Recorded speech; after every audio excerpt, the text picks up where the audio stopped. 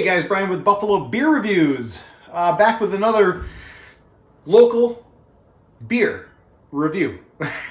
Sounds weird to actually verbalize, but we had really a couple of busy days in beer releases. We've had West Shore can their white green flyer for the first time recently. That was really a nice surprise in quality and availability. That was awesome. Some Thin Man brewers are out. Some Resurgence brews are out. As Saturday was one of the days that I was looking forward to from the Woodcock brothers, and their XPA 17 came out that day. I was really excited for it. I have been a fan of XPA since 5, and I enjoy that sort of small batch offerings. I don't know what happened last year. I don't know if it was them expanding onto Niagara Falls Boulevard at the Worldshire building, but they didn't have like that June sort of XPA release. So this is really the first XPA release in about a year, which, you know, there's been a lot of stuff going on since then. It seems to be like musical chairs, rotating brew staff between this brewery, this location. So this is the first XPA batch with some new brew staff. So I'll be totally honest with you. I went out to the Wilson location. I still have a fondness for that location just by myself. So I went out to Wilson, and it didn't seem really like there was any rush and buzz to get this, which, I don't know, we'll take a look at. I did like XPA out of the can more than I did that was on draft. I didn't think the draft had a good head or even a good head retention. I thought it was really darker looking than the can option. I don't know. But I figured I'd get it into a can for you, show you what it's all about, because I think there's going to be enough to be out and about when you're going to see it. So I'll give you an option here. So this is officially XPA 17. The same sort of numbers that they always hit with 6.5% ABV. There isn't any IBUs noted. And the little write-up is right on the mark. It says, brewed with Galaxy, Simcoe, Mosaic, and Cashmere hops. This version boasts intense tangerine citrus flavors accompanied by a toasty pine malt profile. This combo makes for a delicious, Christmassy, delicious, wintry IPA. This is the first XPA brewed by Dan, one of our new brewers, only available for a limited time. And I do, if you take a look at the Untapped photos, you know, they are wholly different.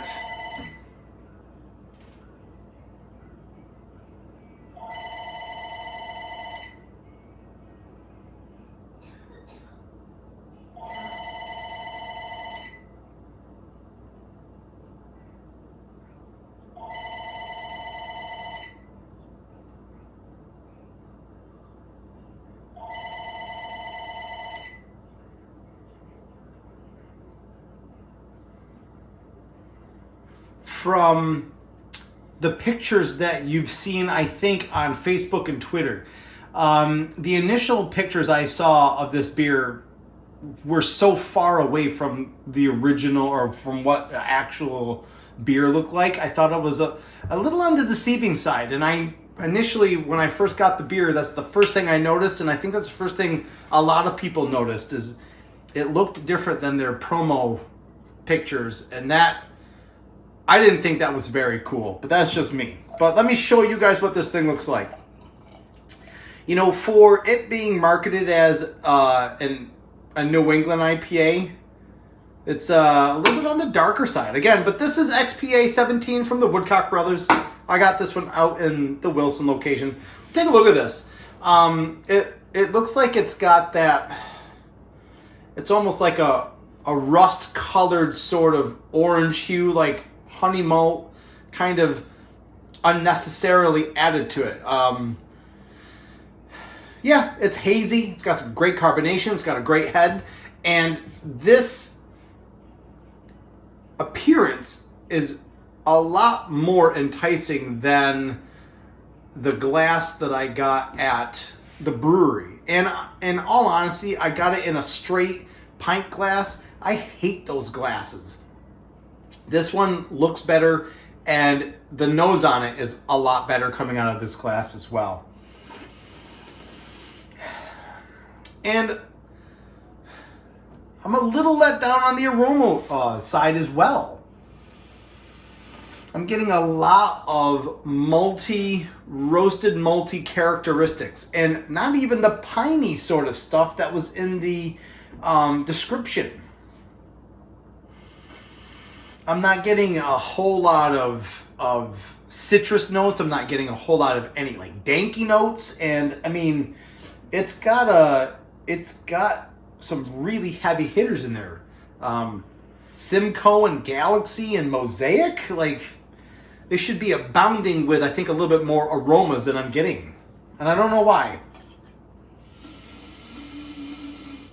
I mean, out of the can, maybe a little bit more concentrated avenue for the aromas. I'm getting those tangerine aromas, but not as much as I thought I was going to be getting. So, appearance-wise, nose-wise, you know what I mean? Let's see how this thing tastes, though.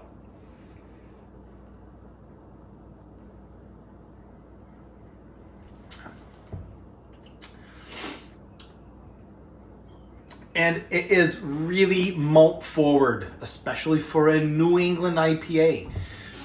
And yeah, it's really malt forward. I do get some of the pine notes on the aroma once I get my schnoz way down in that glass a little bit more. And I do get hints of it on the flavor. But that's about it. It's a piney, malted brew.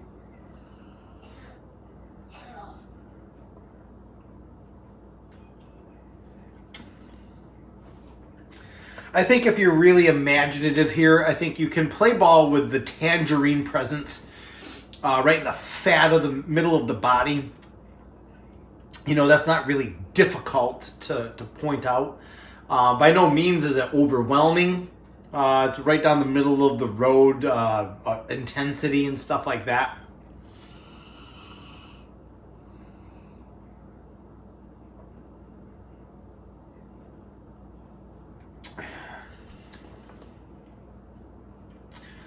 Hint of sort of like a lemony, grassy sort of finish.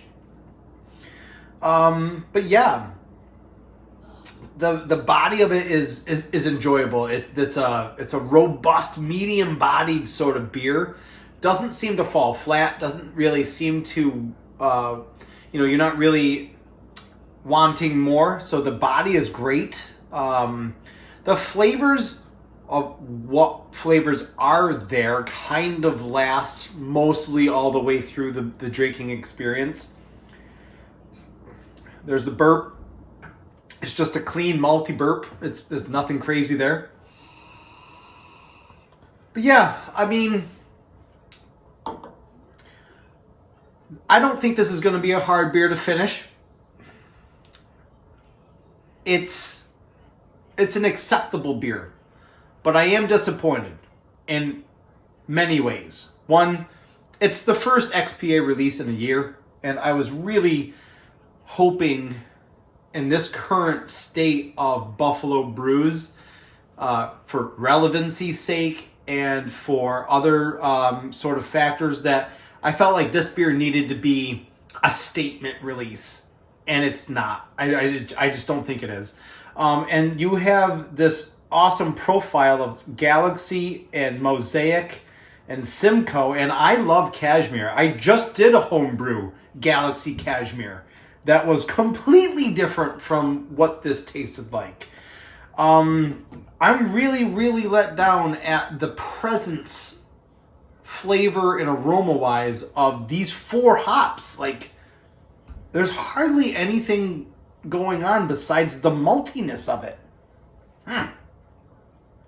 So that's it. I mean, I'm sort of disappointed. I mean, I have 2 4-packs because I wanted to buy 2 4-packs and I wanted to support local breweries. They're not going to be hard beers to finish, but I'm disappointed. The last couple of XPAs I have not liked, and that's not my usual MO for these small batch releases.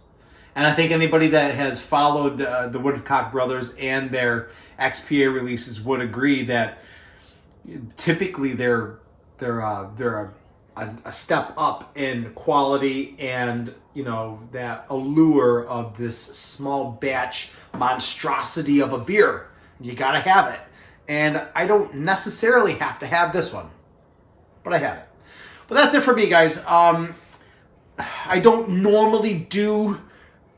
I wouldn't consider this a bad review. It's just a little bit disappointing. You know what I mean?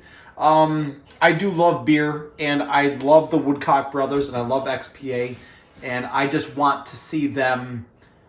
I want to see them be successful, and I want good things for them. You know what I mean? So that's it for me, guys.